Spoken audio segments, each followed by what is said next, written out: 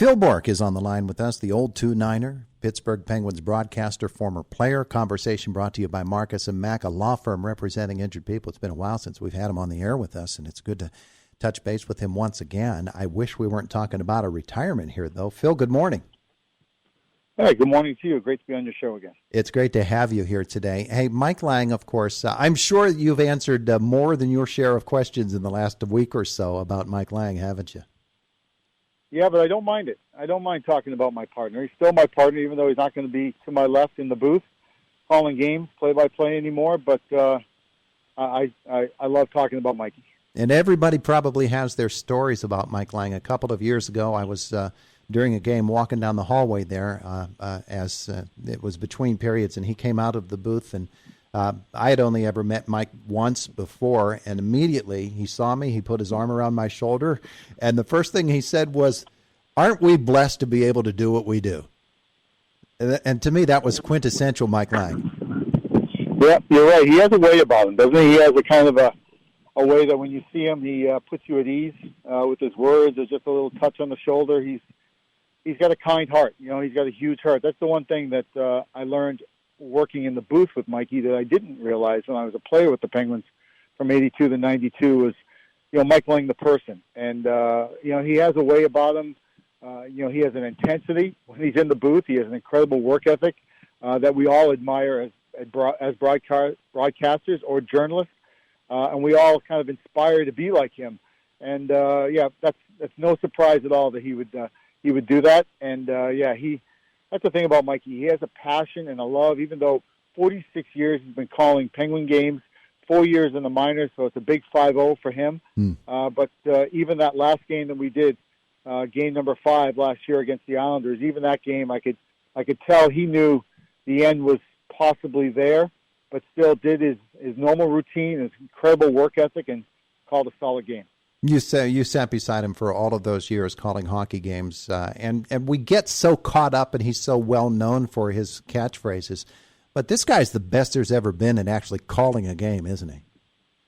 Yeah, he is. And what's incredible is he never played the game, and to have the knowledge that he has, it tells you how much of a student of the game that he was. And, he asked the right questions to people that were smarter than him, that he always was around either former players or when he talked to current players, he asked the right questions, not only for a good interview, but also to fill his brain with knowledge.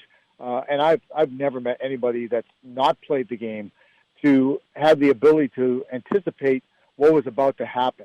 Whether it was a good thing or a bad thing. I can remember so many times he would say, "Oh, watch out here," and all of a sudden something bad would happen. And it's incredible for a kid to grow up in Sacramento and be his passion was baseball. He loved the San Francisco Giants. He loved Willie McCovey.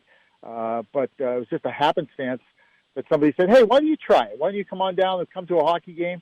He said, "Yeah, sure, why not?" Next thing you know, he was calling games and on his way to San Diego and went to Phoenix and, he paid his dues in the minors just like a lot of players do. But just an incredible amount of knowledge and instinct that he was able to acquire through putting himself around the right people. Phil, take me back to that first season when you were in the booth with Mike and you were learning the ropes of what it meant to be a Penguins broadcaster. My guess is he made you feel comfortable right away, but it still takes a while to grow into it, and he really facilitated that, didn't he?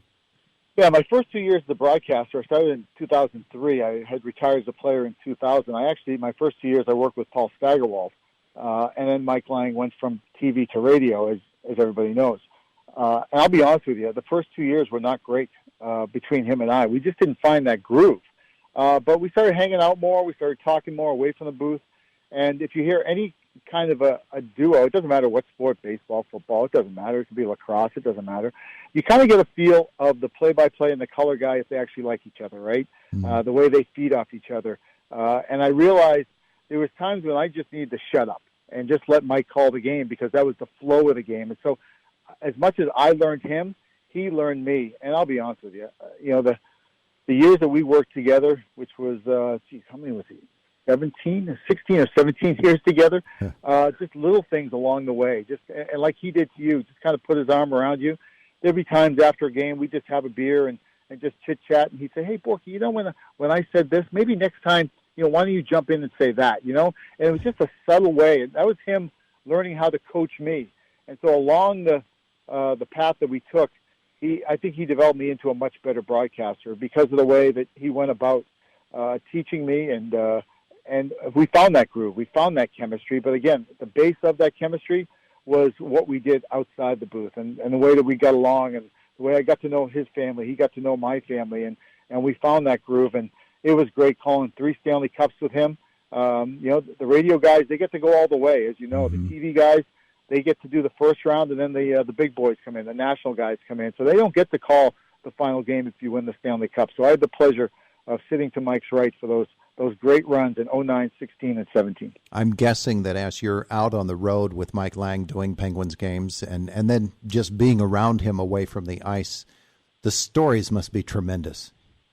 They are. Yeah, he would tell me a lot of stories about what he would do, and when I mentioned San Diego and Phoenix, and the radio guy, he was telling me that we didn't have wheels back then. He had to carry he had a big heavy bag to keep his notes and all his other little things that he'd need for a broadcast in one bag, but then he'd have another bag. He'd have to carry all the equipment. At times he'd have to hike up steps and stairs and catwalks and everything else. And yeah, he would tell me about guys in the minors and back in going to Sacramento State University, and he's got a million stories. And yeah, some of those times in the back of the bus or the back of the plane, man, it never got old with Mikey. Yeah, absolutely not. We're with Phil Bourque, Pittsburgh Penguins broadcaster, former Penguins player and legend. And Phil, of course, with the best beard in all of sports, so that's an important thing to note.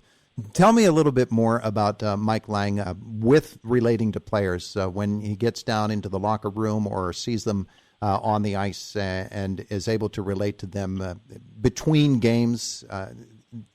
You, of course, had experience with him as a player before you became his broadcast partner. He seems to have a really special relationship with the players themselves. He does. That's a great question. I love talking about this. That he said, if you really want to get somebody to open up, ask them something that really means a lot to them. And usually it's something about family, right? And as soon as you do that, it's funny how the interview just opens wide up and they start to trust you and they feel comfortable talking to you, and you get way better answers when you're able to do that. So you got to do your homework, right? You have to do your homework, and there's a lot of digging, a lot of preparation work. You can't just, click the microphone on and expect to have a great interview. You got to do the prep work, and he taught me that a long time ago, and sure enough, I think I've become better at doing those interviews because of those little tips he gave me.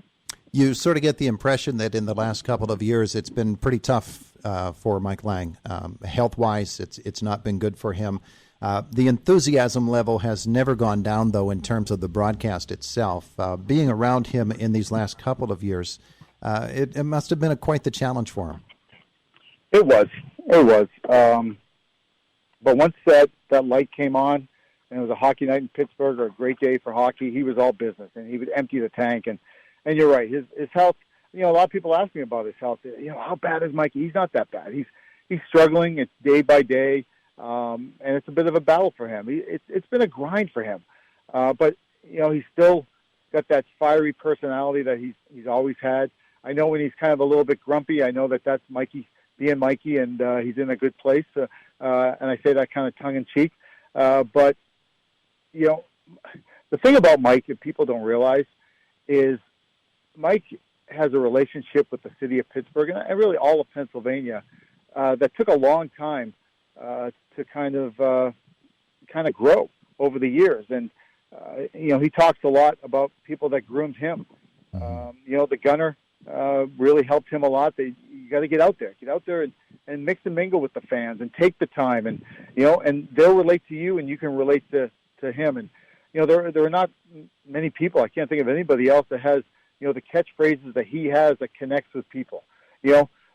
Fry the jumbo, Homer, and make it extra crispy, please. I mean, only in Pittsburgh would you understand what that means. That's true. Slippery Rock Joe, stuff like that that if you've never heard it before, you're like, what is this guy talking about? But if you're from Pittsburgh, you know exactly what he's talking about. I remember the Islanders series back in the 70s. That's when I was first introduced to Mike Lange. The calls, where he really got me, though, was when Michel Dion was at the top of his game as a Penguins goaltender. And what a special time that was, and calling the games with Rick Kehoe. It's just a special thing. And I'm sure that everybody that was as excited as we were when Mike broadcast those few games that he was able to do last season, that would pale in comparison to the excitement that you must have had on that day. When you learned that Mike was going to come back that first time last spring, how exciting was that for you? It was exciting. In fact, I can tell you right now that probably the last 10 games I did with him, I just cherished every moment. Every goal call, I just kind of sat back and I just tried to take a mental snapshot of that moment, because in the back of my mind I was thinking, maybe this is the last one. Maybe this is the last one. You never knew, because you knew the end was coming near. And so I just embraced every moment. But, I watched him throughout the day as he would kind of go through his normal preparation. And it was hours of prep work. And he'd kind of kid around and say, 95% of the stuff I'm never going to be able to use, but it's better to be prepared and be able to have that in the hip pocket, which he always had. And it wasn't just stats. It was stories and little things that he would inject. And he knew, as a play-by-play guy, you call the game, right? You call the play-by-play and let the color guy do a bunch of those other things. And he was just able to blend in all those little stories that he had so perfectly in the broadcast. It was a special time, of course. So with Josh Getzoff, you've been working with him a couple of years now, and he's really, really good, just a young guy. But, man, the Penguins broadcast, they have continued to be just high quality. But everybody's going to miss Mike. Yeah, everybody's going to miss Mike. And Mike will still be around. He'll be probably a part of the pregame show, maybe in between periods here and there. He's not going to go away. He'll still be around, and he'll still be texting Josh and I, but Josh is great. Josh is a young, hungry guy. And here's the thing. It's not easy to be the guy that sits in that seat, right? I mean, but Mikey has been grooming Josh, and Mikey has put his arm around him the way he did with you, and said, you're the guy. You're young, you're hungry, your mind is in the right place, your heart is in the right place. And it's your time. And so to have Mikey endorse you and embrace you, I think is a big thing for Josh and the fans. Absolutely. Phil Bourque, it's been a joy talking with you this morning again. We appreciate so much you taking some time out of your day, and wish you the best. Have a wonderful day today. Appreciate it. Thank you. Enjoyed it. Like always, this was good hockey talk. All right. Bye-bye. There's Phil Bourque, Pittsburgh Penguins.